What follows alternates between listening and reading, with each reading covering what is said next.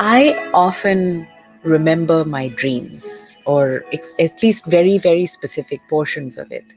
And this morning when I woke up, I was dreaming of an older member of the Indian Ensemble at Berklee who I haven't met in a very, very long time. His name is Yoel Genin. And for some reason, in the dream, we were talking about gut instincts and how we need to trust our gut.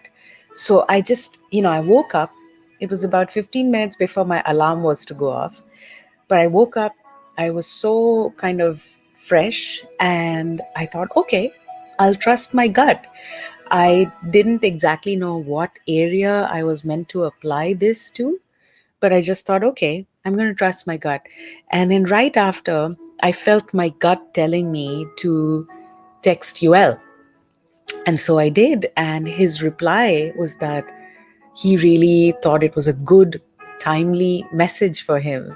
So that started me doing a little more research. I was going to talk about something else today, but my gut is telling me to talk about the gut instinct. And so that's what I started studying about.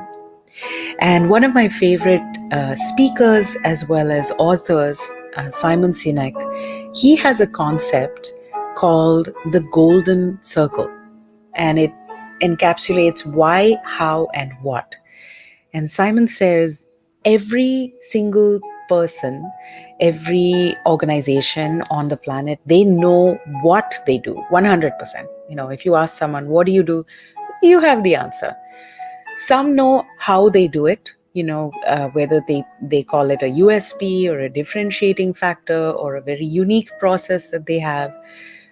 However, very few people or organizations know why they do what they do. And why doesn't just mean to make a profit. That's a result of, the hard work that you do. That's a result of what you do, how you do. Why means, what is your purpose? What is your cause? What is your belief? Why does your organization exist? Or why do you get out of the bed in the morning? And why should anyone care? In a way, what and how are outside in, and why is inside out. So Simon gives a great example of Apple products, right? He says that if Apple were like everyone else, a normal marketing message from them would be, we make great computers. They are beautifully designed. They are simple to use and user friendly. Would you like to buy one? And I don't know if that's really convincing. That's how a lot of us actually communicate. That's how a lot of marketing and sales is done. And even what we communicate interpersonally, we say what we do, we say how we're different or unique, and we expect some sort of behavior. How Apple actually communicates is more like, everything we do, we believe in challenging the status quo. We believe in thinking differently. The way we challenge the status quo is by making our products beautifully designed, simple to use, and user friendly. We just happen to make great computers. Want to get one? And that's, even to me, when I was reading this, when I was hearing Simon talk about it, it was like, yeah, that's actually quite different. I trust Apple's ideology. And when we reverse the order of the information, we realize that most people buy things not just for the function or what it provides us, but also what it says to us, the why. Now, Simon says this is not just his opinion. Yes, he codified what he calls the golden circle of why, what, and how, but he also says that it is grounded in biology, not psychology, but biology.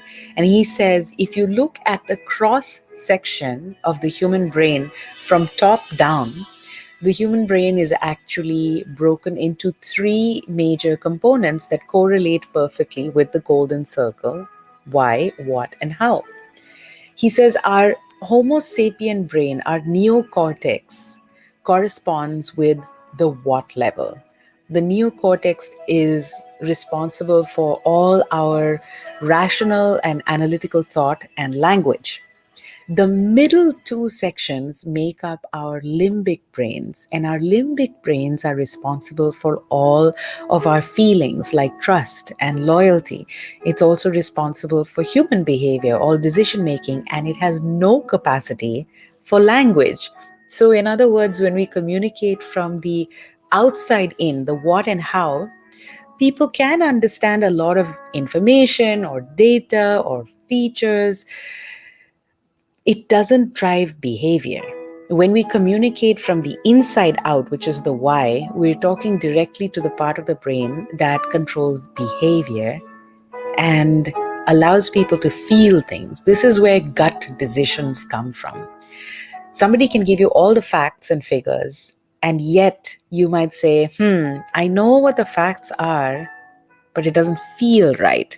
Why would we use the word feel?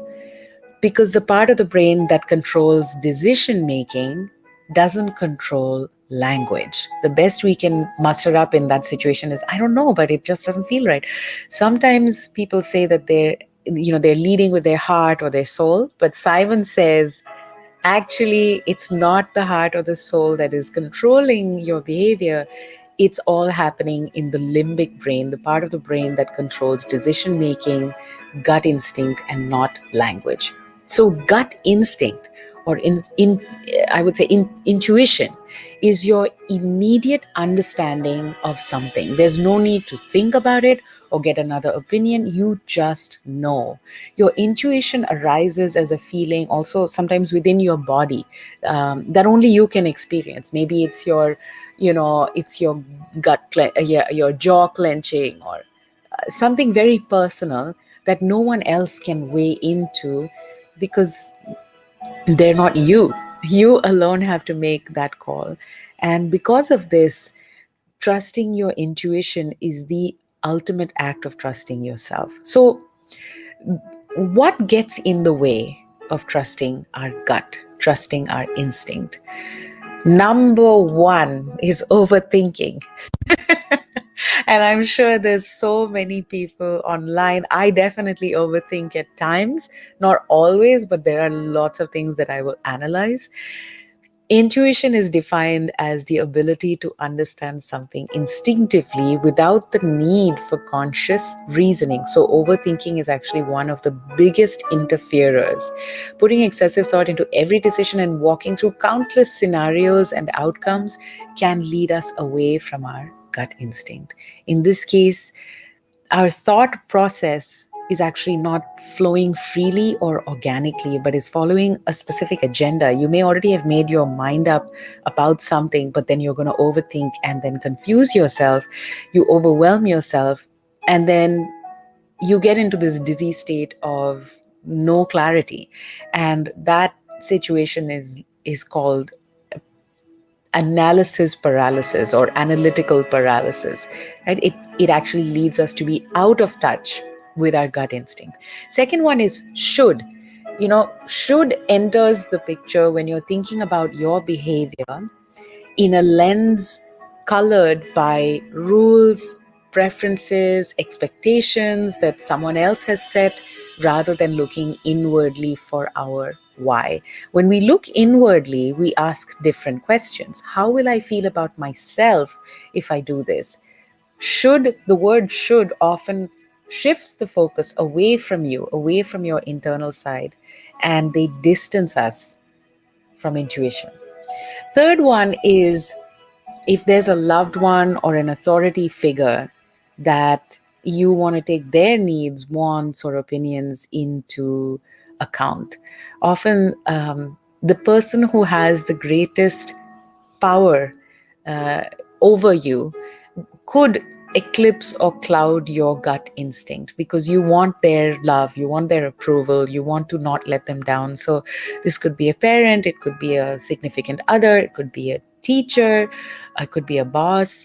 And I think, the goal is to build up a strong enough relationship with them that they know that if you do something which is outside of their sort of acceptable behavior, that you're not going against them. It's just that you're trusting your gut or your trying something new, exploring a different option.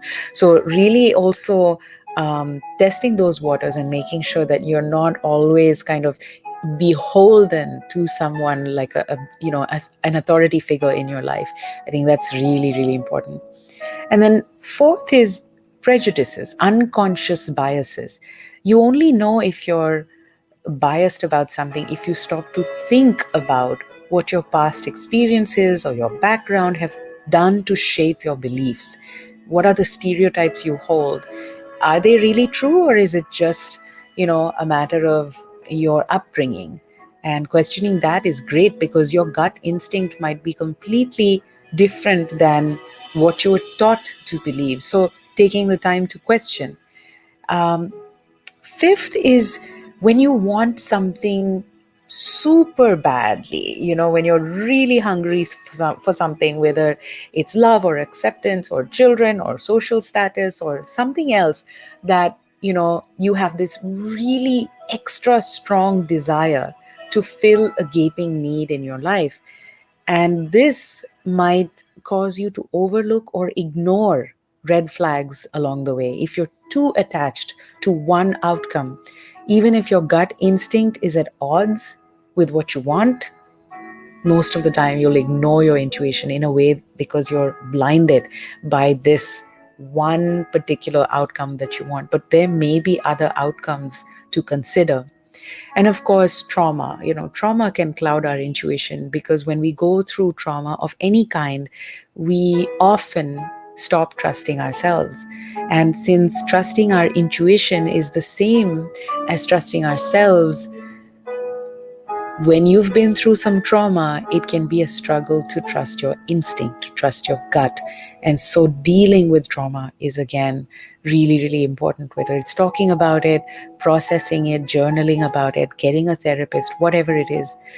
So there's a lot to share. I mean, it's so interesting. From the morning till now, I have so many pages of research that I found, and I think that I'll actually continue this conversation about trusting our gut instinct on session 98.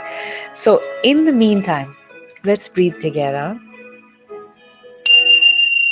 And as we inhale and exhale, maybe we can ask ourselves, am I trusting my gut? Am I trusting my intuition? It could be relatively a small topic for me, or something larger, maybe a big life decision. Am I trusting myself? Am I giving myself space to know what I would like, as opposed to, what society wants or what my family wants? Let's inhale and exhale, keeping that in mind. And remembering to also be kind to ourselves in these situations, because trusting our intuition is a journey. Our intuition is a muscle that we have to strengthen. And if we practice using our intuition and we use it frequently, of course, over time, it's going to be more powerful and better able to serve its purpose in our lives, which is, I think, to guide us home to ourselves. Why do I do what I do? Can I start with why? Can I trust myself?